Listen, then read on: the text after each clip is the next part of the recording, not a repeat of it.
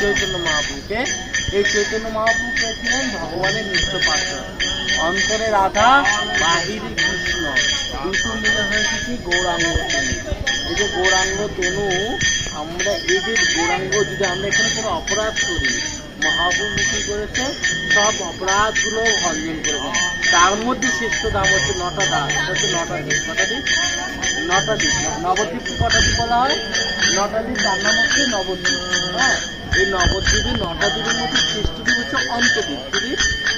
অন্তদ্বীপ। কেউ বলে ও পাশে জন্মস্থান, কেউ বলে এই পাশে জন্মস্থান। কোথাও জন্মস্থান না, জন্মস্থান কোথায়? অন্তদ্বীপে। মানে এই জায়গাটা কি দ্বীপ?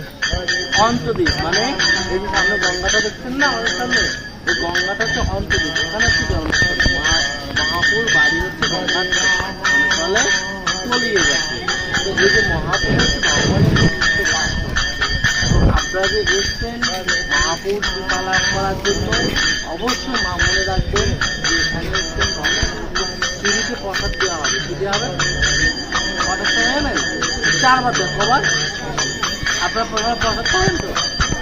হ্যাঁ, একাদশী প্রসাদ দেওয়া হবে, খিচুড়ি দেওয়া হবে, সবজি দেওয়া হবে। আপনার কেউ আজকে মানে অন্ন খাবেন না। এখানে ফ্রিতে 3 টাইম প্রসাদ দেয়, কেউ আজকে অন্ন খাবেন না। দামে এসছেন, একাদশীটা করবেন।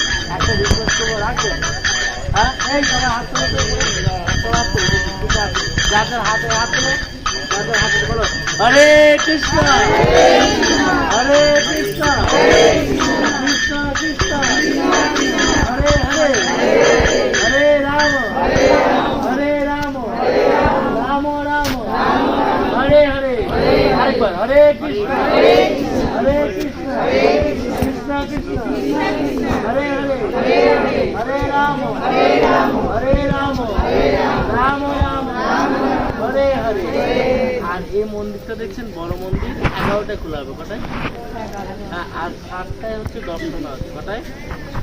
হ্যাঁ, আপনারা হ্যাঁ সকাল 7টার সময় আপনারা সবাই আসবেন, এখানে দর্শন করবেন। ধামে এসছেন, কেউ হুটাপটা করবেন না।